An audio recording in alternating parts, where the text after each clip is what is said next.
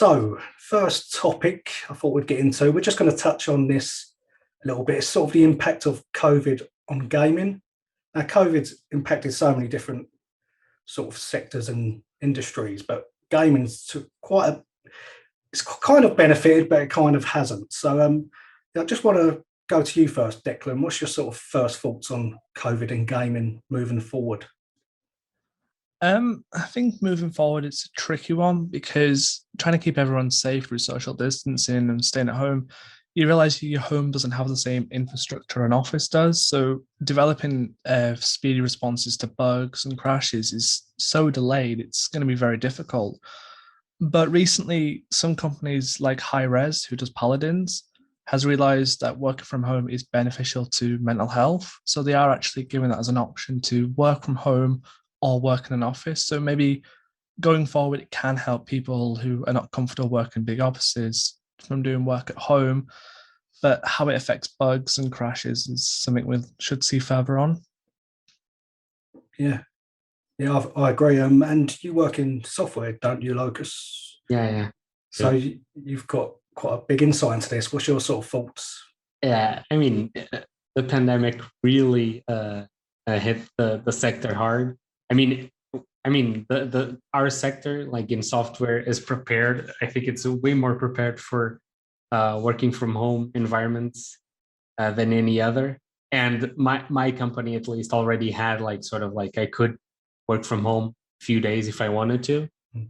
Um, but that's the thing. I think in the video game sector, like it's way different because you've got dev kits to use, and I'm assuming that the company doesn't have unlimited dev kits to just give out to everyone. You have very powerful machines that probably it's not the person that owns them, it's the company that owns the machines, and there's all logistics in that.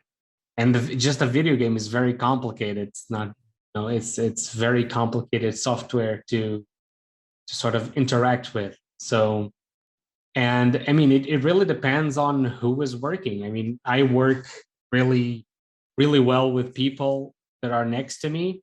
So, like, if I want feedback, I say, hey, what do you think about this? And I get feedback immediately. And I can just sort of work from that. And if it's working from home, I send them a message. I have to wait maybe 1 hour, maybe is off, or maybe doing something busy, is not looking at the messaging program. So it's like you have that delay, and that in games, which is a very collaborative sort of endeavor, it delays things a bit. So I think we're seeing that. And I think we're seeing that unfold now with video games. Almost every video game is being delayed. But, I mean, I think it's just for the best. Otherwise, the video games would just come out all buggy messes and almost unplayable. But I think it's needed, basically. Yeah, I think the delays are the main thing. But at the end of the day, we get delays all the time anyway with games. I, Yeah. I, I've got a theory which is probably going to be wrong. I think developers are going to concentrate on smaller games from now.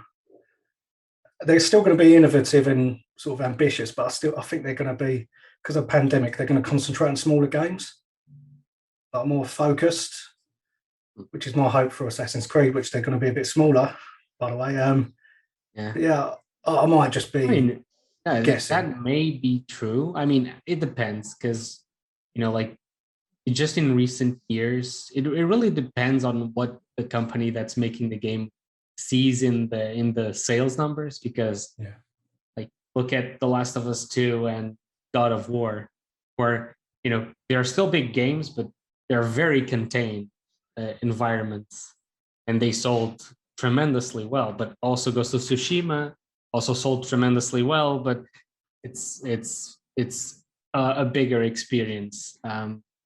But maybe if Ghost of Tsushima was being made like at this part of the pandemic, let's say it kind of hit the pandemic hit Ghost of Tsushima rather late. So they probably were already like just finishing up everything, and But imagine if it impacted like right at the middle of development, it probably would have affected their plans a lot, because an open world like that has so many moving parts, so many things that can happen, that I think it might be a side effect where companies might actually focus on more focused experiences, and less space for everything to just go haywire. Yeah, I agree. You got anything to add on that, Declan? I kind of think the opposite, because I just kind of feel that we have a lot of investors putting time and money into a game. When the game gets delayed, that's more money for the investors wasted in waiting and pushing back delays. So I feel like they want to try and make games a bit more expensive, just like what Sony's done with the PlayStation 5 games. But to make them more expensive, you got to give gamers more reason to play them. So if you give them bigger, more bloated open worlds, then you can sneakily charge them a bit extra because you get more for your money. Whereas if you say, here's a big £70 game, but the world is as small as God of War, you may be thinking, well, there's not much to do. Is it really worth that £70?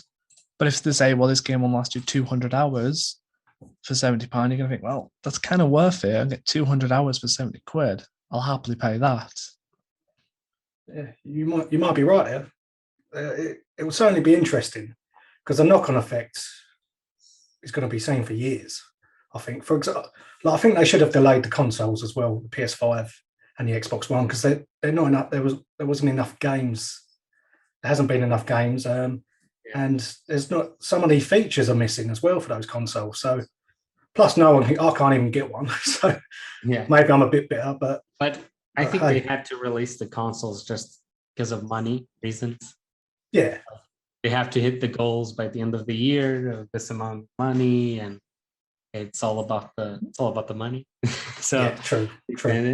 But that's the thing. Like I think Declan touched on a really good aspect, which is like what people are expecting of video games, and it's like some people enjoy, like, they need the 200 hours to feel like they've had their money's worth for the game. And I mean, I was like that when I was younger and I had more time to play, because all I did was like play. So I was like in school, got home, played and talked with friends, and then university, play as well. Like all I did. But now it's a little bit different. I think I just God of War. I've played God of War because the story and the gameplay are just like fantastic, and I've played it 3 times already. And I think even just the first time, I was like, this is amazing. This is the game of the year. Like, I've got my money's worth. Like, just that experience was unique enough that I just felt like the money was already worth. But, there's always like these two people, they have like 2 different, takes on the video games.